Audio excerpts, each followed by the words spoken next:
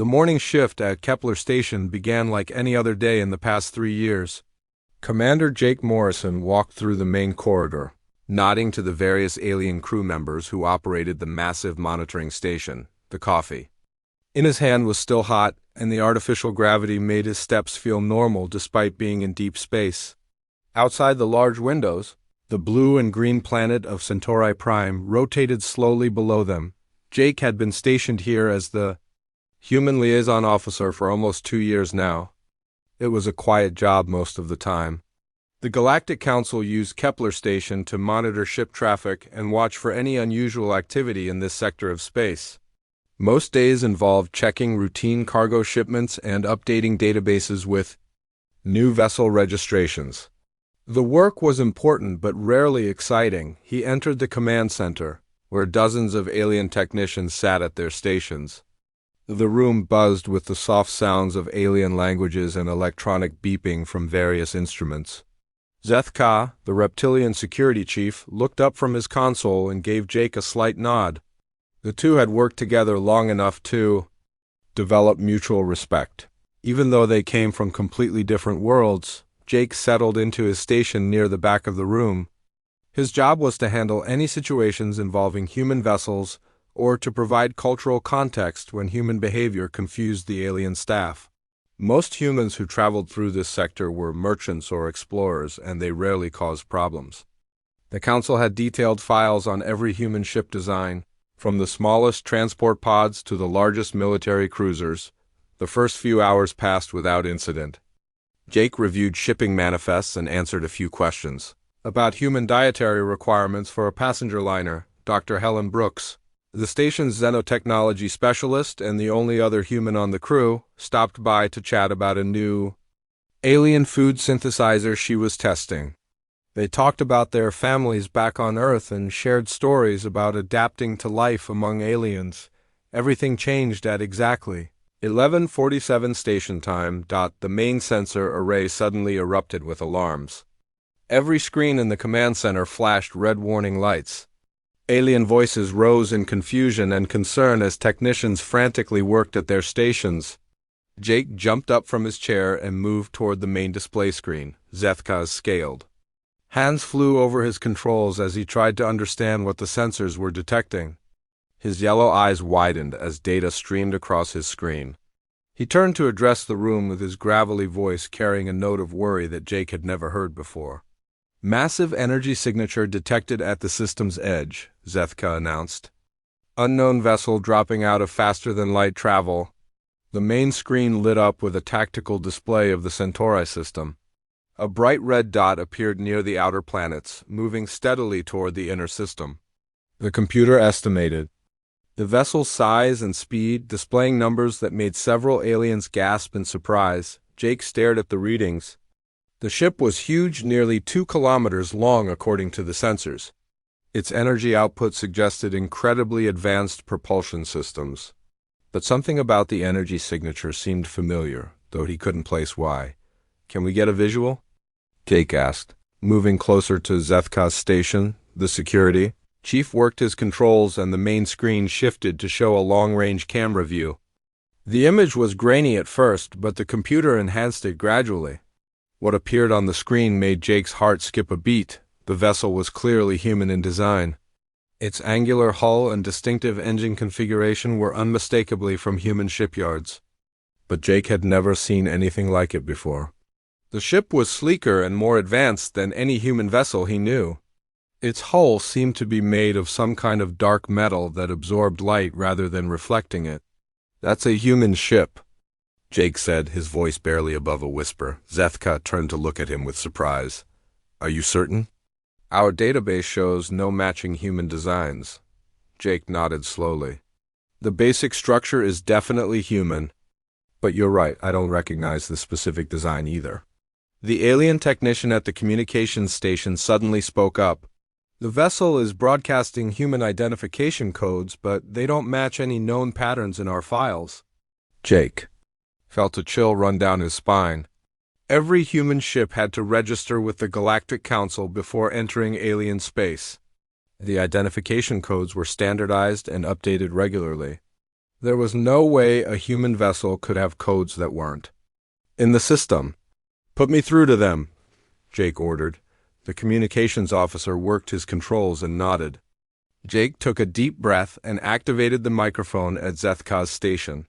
"Unknown human vessel, this is Commander Jake Morrison of Kepler Station. Please identify yourself and state your purpose in this system." For several long seconds there was only static. Then a human voice responded, clear and strong despite the distance. "Kepler Station, this is Captain Danny Clark, transmitting identification codes now. Request orbital clearance for scientific survey mission." The communications officer looked puzzled as he studied his readouts. The identification codes are definitely human military format, but they're using protocols that are over 100 years old. Jake felt his confusion growing. Modern human ships use completely different communication systems. The protocols Captain Clark was using hadn't been standard since the early days of human space exploration. "Captain Clark, your identification codes appear to be outdated. Please provide current registration numbers and mission authorization." This time the silence lasted even longer. When Clark's voice returned, it carried a note of confusion. "Kepler Station, please clarify your request. We are operating under standard deep space exploration protocols as authorized by Earth Central Command." Dr. Brooks had joined the group around Zethka's station. She leaned close to Jake and whispered, "Earth Central Command was disbanded 50 years ago when the United Earth Government was formed." The mysterious ship continued its approach toward Centauri Prime. Long-range sensors showed it was slowing down and moving into a standard orbital pattern. Whatever its intentions, the vessel clearly knew proper space traffic procedures. Zethk activated the station's emergency protocols. "I'm calling an immediate council session. This situation requires senior leadership attention." Jake watched the tactical display as the unknown human ship settled into orbit around Centauri Prime. The vessel's energy readings were unlike anything in the human fleet database. Its weapon systems appeared to be completely new designs. Most disturbing of all, the ship's hull was constructed from materials that the station's sensors couldn't identify within 30 minutes. Representatives from 12 different alien species were connected via subspace communication for an emergency council meeting. Admiral Lisa Grant, the senior human representative, appeared on screen from her flagship 3 systems away. Her face showed the same confusion and concern that Jake was feeling. "Admiral Grant," Zethka began formally, "we have an unidentified human warship in orbit around Centauri Prime. The vessel claims to be operating under authority that no longer exists, using technology that doesn't appear in any of our databases." Admiral Grant studied the sensor readings that Jake transmitted to her ship. Her expression grew more troubled with each piece of data. "I can confirm that this vessel is not part of any known human fleet operation. The design appears to incorporate advanced technology that we don't currently possess. I'm ordering my task force to jump to your location immediately." As the emergency session continued, Jake kept staring at the mysterious ship on the display screen. The vessel maintained perfect silence after the initial communication, ignoring all further attempts at contact. It simply sat in orbit, its dark hull reflecting the light of Centauri Prime's sun. Something was very wrong with this situation, and Jake had the growing feeling that it was about to get much worse. Captain Roy Henderson received the emergency assignment while his council investigation ship was patrolling near the Vega system. The message from Kepler Station was brief but alarming. An unknown human warship had appeared in Centauri space, using outdated identification codes and displaying technology that didn't exist in any database. The Galactic Council wanted answers immediately. Henderson was a veteran investigator who had served with the Council for 15 years. He had seen strange things before, but this situation felt different. Human vessels were always predictable and well documented. Every human ship that entered Council space followed proper procedures and used standard technology. This mystery ship broke all the usual patterns. His investigation team included specialists from 4 different species. Dr. Sam Wheeler, a human historian and military analyst, had joined them via emergency transport just hours after the alert. Commander Beth Taylor, a human fleet intelligence officer, was already aboard Henderson's ship as part of a routine inspection tour. The timing of her presence felt like more than just coincidence. The journey to Centauri Prime took 18 hours at maximum speed. During the trip, Dr. Wheeler worked frantically through historical databases while Commander Taylor reviewed intelligence reports from across human space. Henderson coordinated with Kepler Station to get real-time updates on the mysterious vessel. The unknown ship remained completely silent. It held its orbital position without any attempt to communicate further. Long-range scans showed the vessel was actively scanning Centauri Prime's surface. But for what purpose, nobody could determine. The ship's energy pattern suggested it was running advanced sensor sweeps far beyond anything in the human technology catalog. As Henderson's ship approached the Centauri system, they got their first clear look at the mysterious vessel. The detailed scans revealed information that made the entire investigation team nervous. The ship's hull was composed of materials that their instruments couldn't identify. The metal seemed to absorb sensor beams rather than reflect them, making detailed analysis nearly impossible. Dr. Wheeler looked up from his research console with an expression of disbelief. "Captain Henderson, I think I know what we're looking at." Henderson moved to Wheeler Station where historical documents filled multiple screens. The images showed technical drawings and mission reports that were over 2 centuries old. According to these classified Earth military files, this matches the UCS Defiant. It was a prototype deep space exploration vessel that launched during humanity's first attempts at interstellar colonization. The ship was reported lost with all hands about 190 years ago. Commander Taylor joined them at Wheeler Station. She studied the historical documents with growing interest. The mission profile shows the Defiant was equipped with experimental technology for extended deep space operations. If this is the same ship, where has it been for almost 2 centuries? Henderson examined the technical specifications that Wheeler had found. The Defiant had been designed for missions lasting decades without resupply. Its crew was supposed to explore beyond the known galaxy and establish humanity's first deep space colonies. The project was abandoned after the ship disappeared and was never spoken of publicly. Commander Taylor activated her secure communication link to Human Fleet Headquarters. The conversation that followed was conducted in codes and whispers, but Henderson caught enough to understand that Taylor was reporting to very senior officials. When she finished, her face was pale with concern. "Captain Henderson, I need to share some classified information with you. My intelligence network has been tracking unusual energy signatures in distant star systems for the past 6 months. We've detected similar readings at the edge of 3 other systems, but we couldn't identify their source." Dr. Wheeler pulled up star charts and marked the locations that Taylor provided. The pattern that emerged was disturbing. The energy signatures formed a rough circle around known human space, as if something was watching or surveying from the outer regions. Henderson felt his uneasiness growing. "Commander Taylor, are you suggesting there are more ships like this one?" Taylor nodded slowly. "The energy patterns are identical. Whatever technology this ship uses, there are others using the same systems. The question is who built them and why they're operating in secret." As Henderson's investigation ship moved closer to the mysterious vessel, their sensors picked up even more unusual readings. The unknown ship's power output was enormous, far beyond anything that human engineering should be able to produce. Its weapon systems appeared to use completely new principles that weren't based on any known technology. Dr. Wheeler continued digging through historical archives. "Captain Henderson, there's something else." The Defiant's mission files mention that the crew was equipped with advanced analysis equipment designed to study alien artifacts.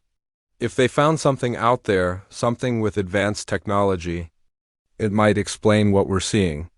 Commander Taylor was monitoring communications traffic from across human space. "I'm detecting increased activity from human deep space monitoring stations. Ships are being recalled from routine missions and fleet movements are being classified at the highest levels. Whatever this is about, human military command is taking it very seriously. The tension aboard Henderson's ship grew as they established a close orbit around the mysterious vessel. The unknown ship made no hostile moves but continued to ignore all communication attempts. Its dark hull revealed no details even under close inspection. The vessel seemed designed to remain mysterious. Henderson decided to try a different approach. Instead of demanding answers, he transmitted a simple message offering assistance. Unknown vessel, this is Captain Roy Henderson of the Galactic Council Investigation Service. If you require any assistance or supplies, we are prepared to help. The response came after several minutes of silence. The voice was calm and professional, with the slight accent that marked humans who had spent long periods in deep space. Council vessel, this is Captain Danny Clark of the UCS Defiant. We appreciate your offer but require no assistance at this time. We are conducting routine surveys as authorized by our mission parameters. Dr. Wheeler quickly checked his historical files. Captain Henderson, according to these records, the original commander of the Defiant was indeed named Daniel Clark, but that was almost 200 years ago. Commander Taylor's face showed the strain of trying to process impossible information. Either someone is using false identity codes, or we're talking to a man who should be dead for centuries. Henderson authorized his communications officer to record everything for later analysis. The mystery was growing deeper with each piece of information they gathered. A human ship using technology that shouldn't exist, commanded by someone with the name of a historical figure, operating under authority that was obsolete for decades. The investigation team spent hours analyzing every detail they could gather. The mysterious ship's systems operated on principles that challenged everything they knew about human technology. Its hull design incorporated features that suggested centuries of development beyond current human capabilities. As Henderson prepared his initial report for the Galactic Council, he realized that this situation was far more significant than just one unknown ship. The evidence suggested that humans had been developing advanced technology in secret for possibly centuries. The implications for galactic politics and the balance of power between species were enormous. The mysterious vessel continued its silent watch over Centauri Prime, while Henderson's investigation revealed that humanity might not be what the galaxy thought it was. The breakthrough came on the third day of silence from the mysterious vessel. Captain Danny Clark's voice suddenly filled the communication channels of both Kepler Station and Captain Henderson's investigation ship. His tone was different now, more formal and carrying the weight of someone about to reveal important secrets. Kepler Station and Council Investigation Vessel, this is Captain Clark of the UCS Defiant. I am prepared to discuss our presence in this system. Request permission to transmit historical data that will clarify our situation. Commander Jake Morrison looked at Zethka with surprise. The security chief had been growing more nervous with each passing hour of silence. Now both of them stared at the communication console as if it might explode. Permission granted, Captain Clark. Please transmit your data. What followed was a flood of information that changed everything the Galactic Council thought they knew about humanity. Captain Clark transmitted detailed logs, star charts, and technical specifications that painted a picture of human expansion far beyond anything in the official databases. Dr. Sam Wheeler aboard Henderson's ship was the first to understand what they were seeing. Captain Henderson, these logs show continuous exploration missions spanning nearly 200 years. The Defiant wasn't lost. It was the first of many ships sent to explore beyond the galactic rim. The data showed human colonies scattered across dozens of star systems that weren't even on Galactic Council maps. These settlements had grown from small outposts into thriving worlds with populations in the millions. Each colony was protected by advanced defense systems and supported by fleets of ships using technology far beyond current human capabilities. Captain Clark's voice returned to explain what the data meant. The Defiant has spent the past 190 years exploring and establishing human presence in regions beyond Council space. We have built colonies on 47 worlds and developed technology using resources and knowledge found in ancient alien ruins. Commander Beth Taylor felt her hands shake as she processed the implications. The intelligence reports she had been tracking suddenly made sense. The energy signatures at the edge of known space weren't random occurrences. They were human ships, from these hidden colonies conducting their own surveillance of Council space. Admiral Lisa Grant's voice came through the subspace communication link from her flagship. She had been listening to every word of Clark's transmission, and her confusion was obvious to everyone. Captain Clark, I must inform you that Earth's government has no record of ongoing deep space colonization programs. How is it possible that these operations continued without our knowledge? Clark's response revealed the depth of the situation. Admiral Grant, our colonies were established under the authority of the original Earth Central Command. When that organization was dissolved, we continued our mission using our own governance structures. We have maintained minimal contact with Earth to avoid complications with galactic politics. Dr. Helen Brooks at Kepler Station was working frantically to analyze the technical data that Clark had transmitted. The information showed human technology that was centuries ahead of anything she had seen. Energy systems, materials science, and manufacturing techniques that seemed almost magical in their sophistication. Commander Morrison, Brooks called out, the technology specifications in this data are incredible. They've developed manufacturing techniques using alien nanotechnology and energy systems based on principles we don't even understand. Zethka's reptilian features showed deep concern as he studied the star charts that Clark had provided. The maps revealed human presence in regions that the Galactic Council considered unexplored wilderness. Some of these areas were close to territories claimed by other species. Captain Clark, Zethka spoke carefully, these colony locations appear to border territories belonging to several Council member species. Are you aware of potential territorial conflicts? Clark's answer was diplomatically careful but carried an underlying strength. Security Chief Zethka, our colonies have maintained peaceful coexistence with all neighboring civilizations. We have encountered several species not known to the Council and established positive relationships with them. This revelation sent shockwaves through the emergency council session that was still ongoing. The idea that humans had made contact with unknown alien species without Council oversight violated numerous galactic treaties and protocols. Captain Henderson decided to ask the question that everyone was thinking. Captain Clark, what is the purpose of your presence in Council space now? Why reveal these colonies after 2 centuries of secrecy? The silence that followed lasted for several minutes. When Clark's voice returned, it carried a note of urgency that hadn't been there before. Captain Henderson, our colonies have detected unusual activity in deep space.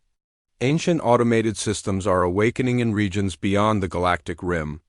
We believe these systems may pose a threat to all inhabited worlds, both human and alien. We need to coordinate with the Galactic Council to address this situation. Dr. Wheeler frantically searched through the transmitted data for information about these ancient systems. What he found made his face go pale with worry. The logs described massive alien installations that had been dormant for millions of years, but were now showing signs of activation. Captain Henderson, according to this data, the ancient installations are the size of small moons.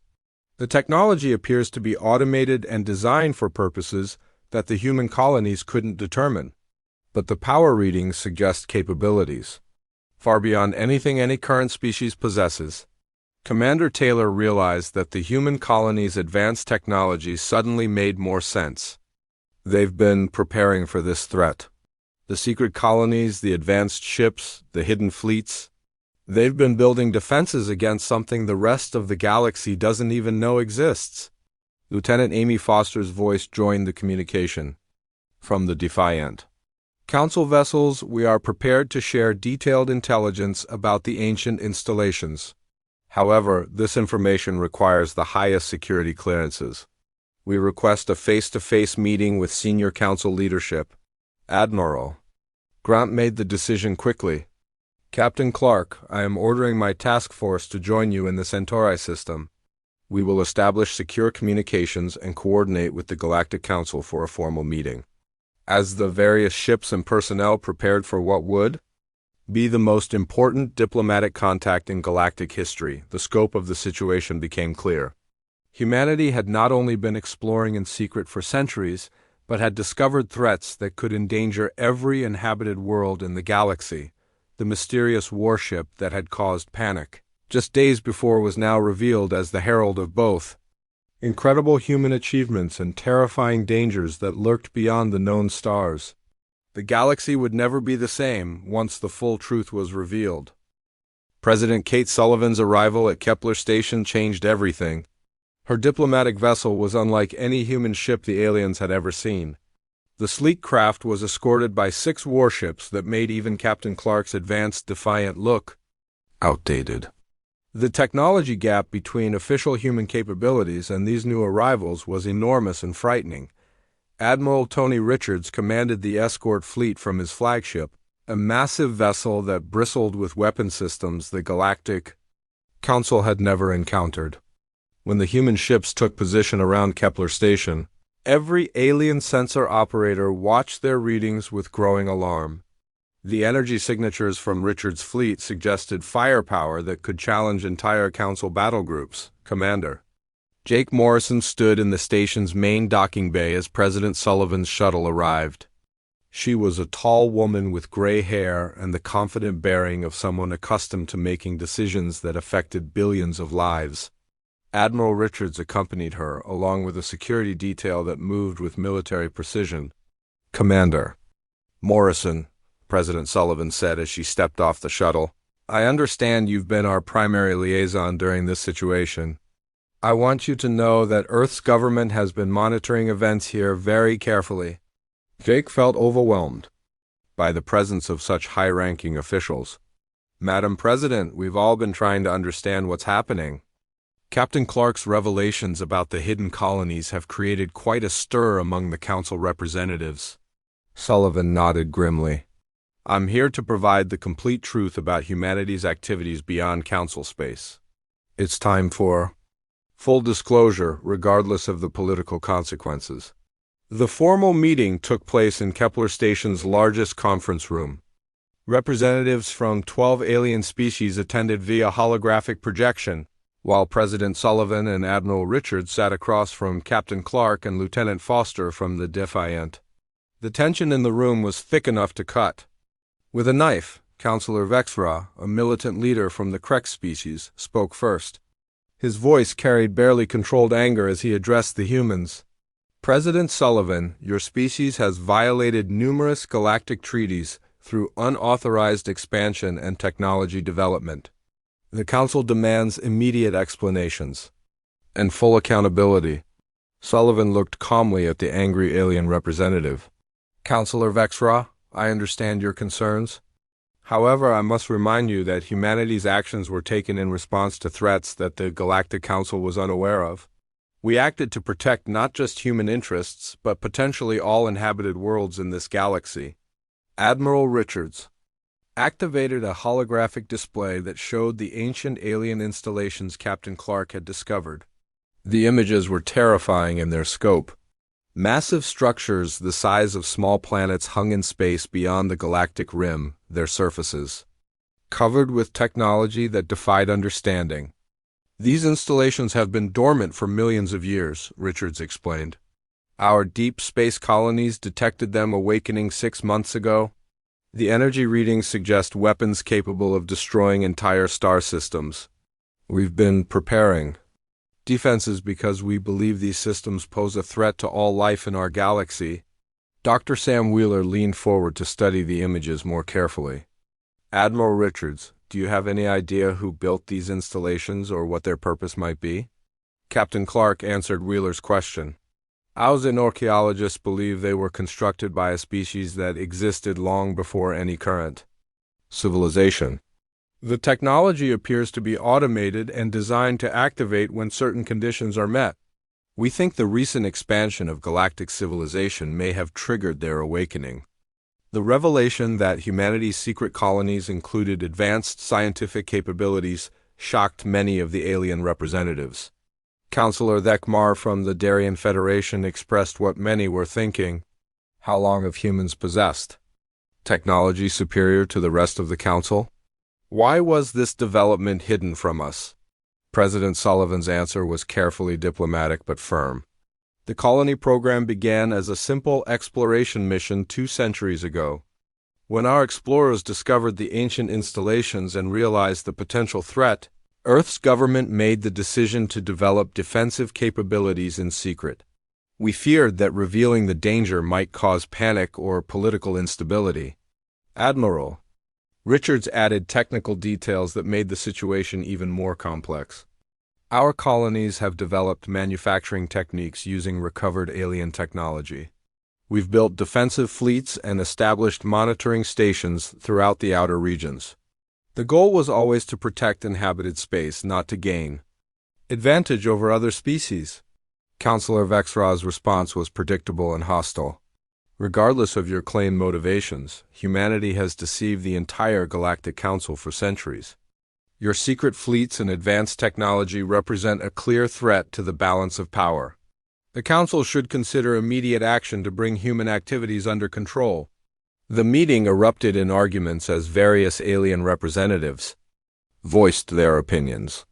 Some species supported Vexra's position, demanding restrictions on human activities. Others were more concerned about the ancient installations and wanted to focus on the potential threat they represented. President Sullivan raised her hand for silence.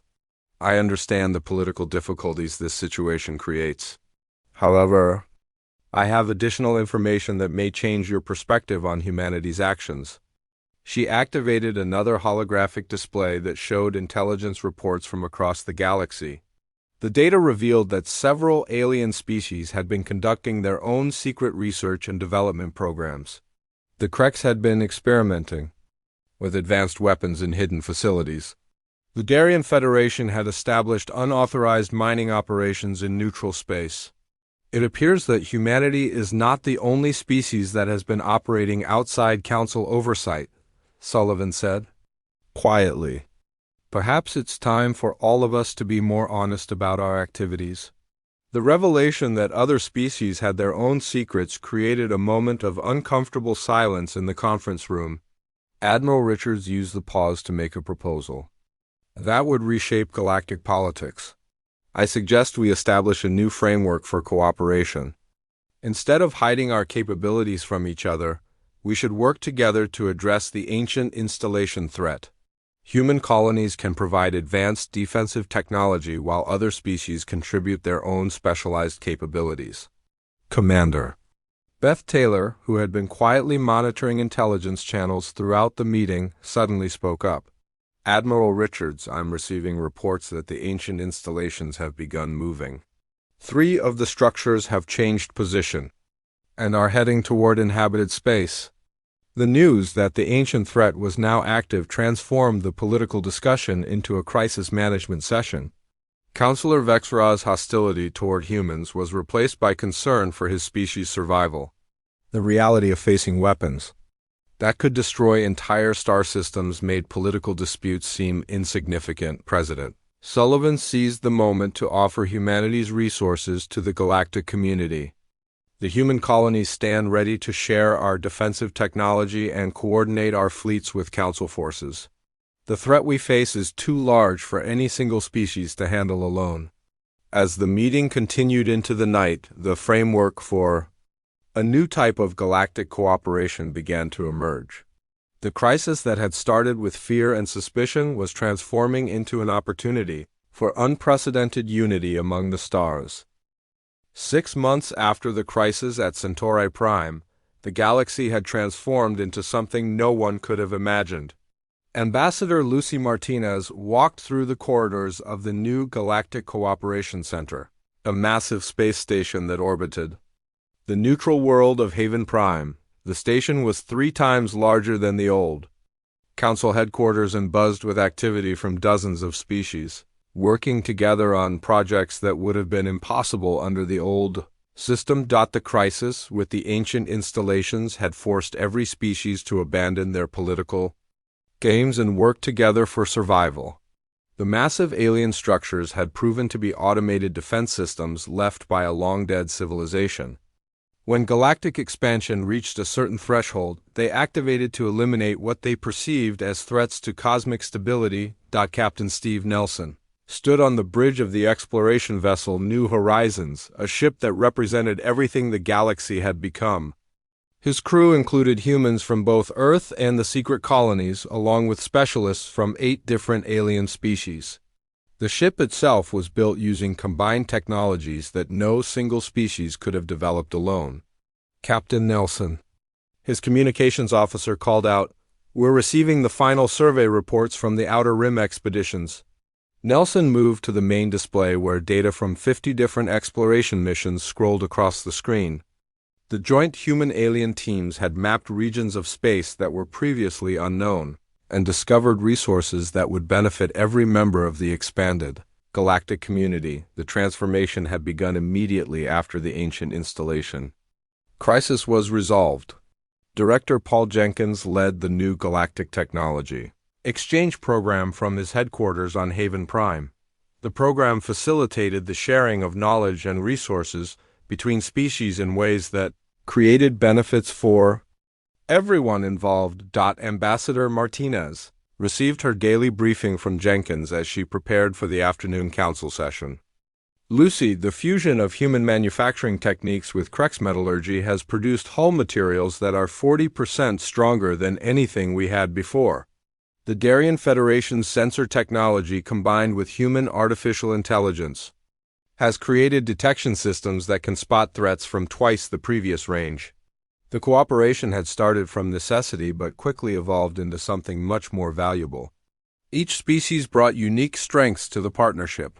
Human adaptability and long-term planning combined with alien expertise in specific fields to create solutions that surpassed anything any single species had achieved.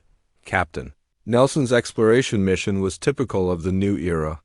His ship carried human navigation systems enhanced with Vorthan mathematical algorithms. The engine systems used human fusion technology improved with Crex energy focusing techniques. The science labs included equipment that represented the best ideas from a dozen different civilizations. The ancient installations themselves had become the focus of the most ambitious project in galactic history. Rather than simply defending against them, the combined fleet had managed to capture and study 3 of the massive structures. Dr. Helen Brooks led a team of scientists from 20 species in analyzing the alien technology. The installations were designed by a species that faced the same expansion pressures we're experiencing now. Brooks explained to Ambassador Martinez during their weekly progress meeting. They built these systems to prevent any civilization from growing large enough to threaten cosmic stability. The irony is that their own expansion triggered similar systems built by an even older species. The discovery that the galaxy contained multiple layers of ancient civilizations had profound implications for everyone. It suggested that the current expansion of galactic civilization was part of a cycle that had repeated many times throughout cosmic history. The difference was that this time, the various species were working together instead of competing.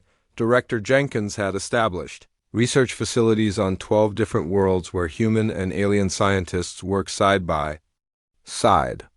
The projects ranged from practical applications like improved space drives to theoretical research into the nature of consciousness and the development of artificial intelligence. Captain Nelson's latest mission took his mixed crew to the edge of explored space where they were establishing monitoring stations to watch for other ancient systems. The work was dangerous but important. Early warning of awakening installations could prevent future crises like the one that had nearly led to galactic war. The political structure of the galaxy had evolved as well.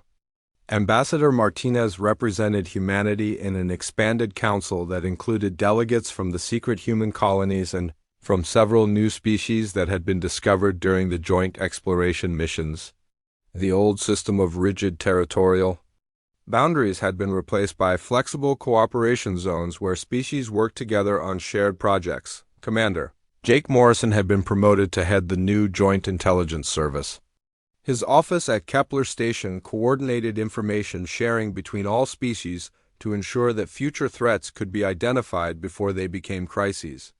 The system that had once hidden secrets now functioned to share critical information quickly and efficiently. The success of the cooperation had created a sense of optimism that infected every level of galactic society. Trade increased as species shared resources and technology. Cultural exchange programs introduced new ideas and perspectives. Even the military forces had evolved into joint defense fleets that were more capable than any single species could have maintained. Captain Steve Nelson stood on the observation deck of his ship as it approached a newly discovered star system. His mixed crew worked together with an efficiency that would have amazed their ancestors. The human ability to adapt and coordinate had helped create something that benefited everyone involved. The galaxy still faced challenges. Not every species was ready to embrace the new cooperation. Some groups preferred isolation and viewed the joint projects with suspicion. The ancient installations remained a constant reminder that greater threats might exist beyond current knowledge. Ambassador Martinez closed her daily report with a sense of satisfaction that had become common throughout the galactic community. The crisis that had started with fear and panic had become the catalyst for unprecedented cooperation and advancement. The mysterious warship that had appeared at Centauri Prime 6 months earlier was now flagship of the Joint Exploration Fleet. President Kate Sullivan's decision to share humanity's secrets had proven to be exactly the right choice at the right time. The galaxy was stronger, safer, and more prosperous because species had chosen cooperation over competition. The future held infinite possibilities for civilizations that worked together toward common goals. As Captain Nelson's ship entered the new star system, its sensors detected signs of yet another ancient installation. But this time, instead of fear, the discovery brought excitement. The combined knowledge and capabilities of the galactic community were ready to face whatever challenges the universe might present. The stars themselves seemed brighter when viewed through the lens of cooperation and shared purpose.